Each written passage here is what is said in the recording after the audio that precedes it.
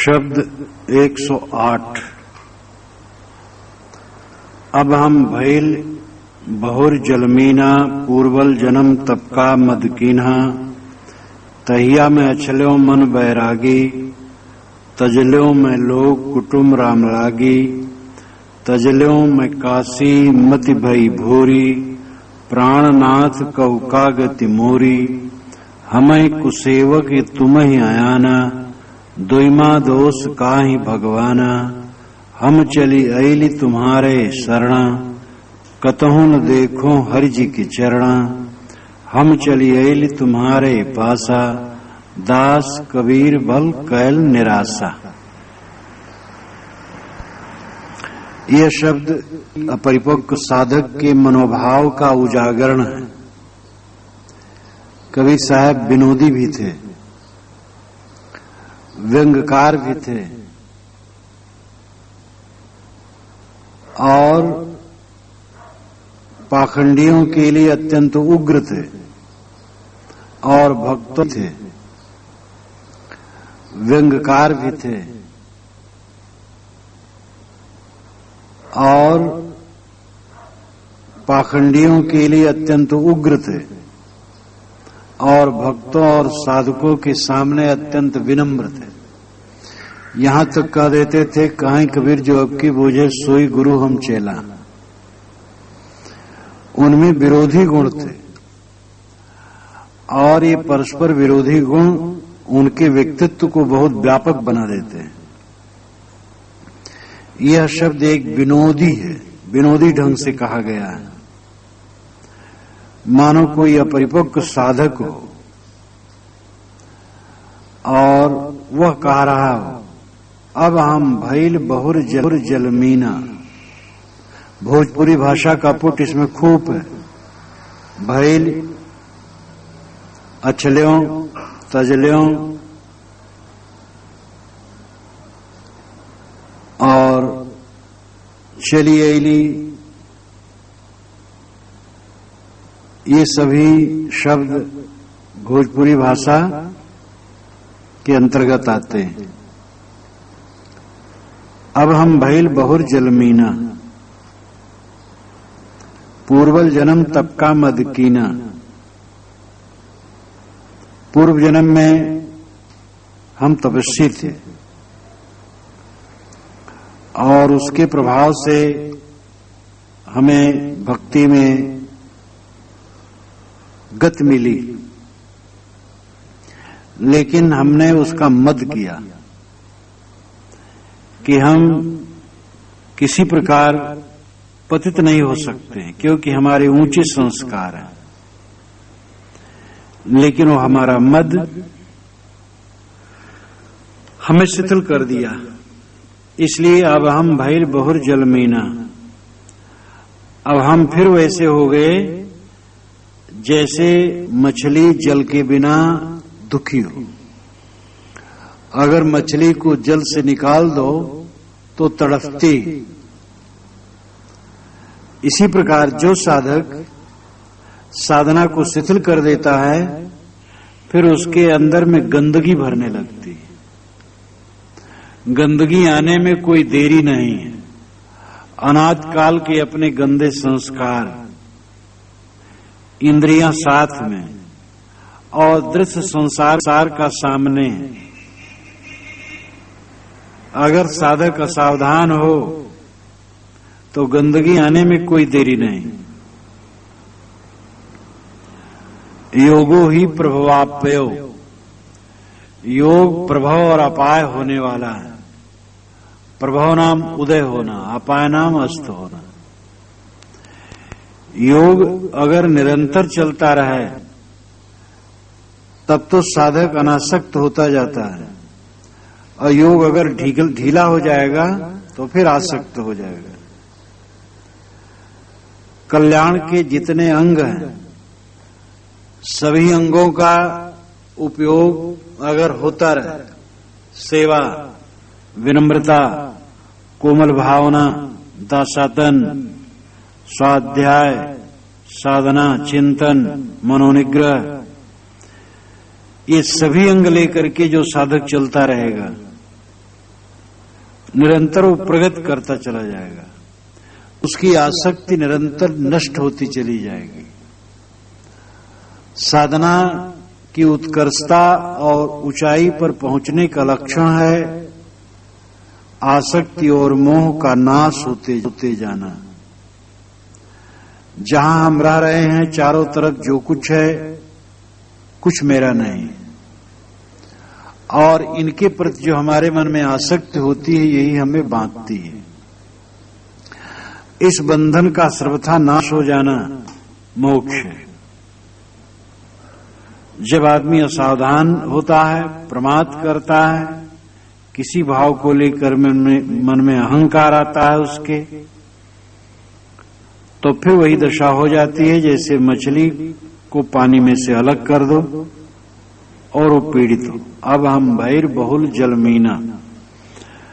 अब यहां निषेधात्मक शब्द तो नहीं है कि अब हम फिर जल के बिना मछली की तरह हुई। पद में सभी शब्द नहीं आते हैं, लेकिन भाव साफ है। जल के बिना मछली जैसे पीड़ित होती है वही दशा मेरी हुई। पूर्व जन्म के तप का मैंने मत किया, अथवा पूर्व जन्म के संस्कार से जो मेरे जीवन में इधर प्रगति हुई थी उसका मत किया कि अब चाहे जैसे रहें कुछ फर्क नहीं पड़ेगा। तजल्यों में तहिया में अचल्यों मन बैरागी, तजल्यों में लोग कुटुंब राम लागी, तहिया में अचल्यों मन बैरागी। अचल्यों नाम था। उस समय मैं मन से बैरागी था, मेरे मन में पूर्ण वैराग्य था। तजल्यों में लोग कुटुंब राम लागी, राम के लिए, राम में लगकर, राम में विश्राम पाने के लिए, राम में रमने के लिए मैंने कुल कुटुंब परिवार सबका परित्याग कर दिया था। तजल्यों में काशी मति भई भूरी, लेकिन मेरी बुद्धि भोरी हो गई, भोली हो गई। जो ज्ञान भक्ति का स्थान काशी है उसका मैंने परित्याग कर दिया। प्रमाद में पढ़ करके उन्मादी हो गया। प्राणनाथ कहु का गति मोरी, हे प्राणनाथ कहो मेरी गति क्या होगी। मैं तो अहंकार बस वैराग त्याग ढीला कर दिया और संगत छोड़ दी। हमें को सेवक तुम्हें आना, दुईमा दोष काहि भगवाना। हे भगवान दोनों में किसका दोष है। हम कुसेवक हैं कि तुम ही अज्ञानी हो, नहीं समझ पाते हो। हम तो तुम्हारी शरण में आए कि तुम हमारा उद्धार करोगे, लेकिन तुम हमारा उद्धार नहीं कर रहे हो। हम कुसेवक हैं कि तुम्हें ही आना, तुम ही नहीं समझ पाते हो। दुईमा दोष काहि भगवाना, हे भगवान दोनों में किसका दोष है, हमारा दोष है कि आपका दोष है। मैं देखता हूं कि मेरा दोष नहीं है, क्योंकि हम चली एली तुम्हारे शरणा। हम तो तुम्हारी शरण में आ गए हैं कि तुम देखो हरि जी के चरणा, लेकिन हरि जी के चरण कहीं दिखाई नहीं देते। भगवान भगवान पुकारते पुकारते मेरे बहुत समय बीत गए और भगवान कहीं मिल नहीं रहा है। हम चली एली तुम्हारे पासा, हे प्रभु हम तो तुम्हारे पास चले आए। दास कबीर भल कैल निराशा, लेकिन कबीर दास को तूने बड़ा निराश किया। कबीर साहब अपना नाम ले करके उसी बहाने ये विनोदी शब्द कहते हैं कि साधक बहुत निराश हो गया। अब इसमें कोई ये कल्पना कर ले, क्योंकि विद्वान लोग छिछली बातें रखते हैं।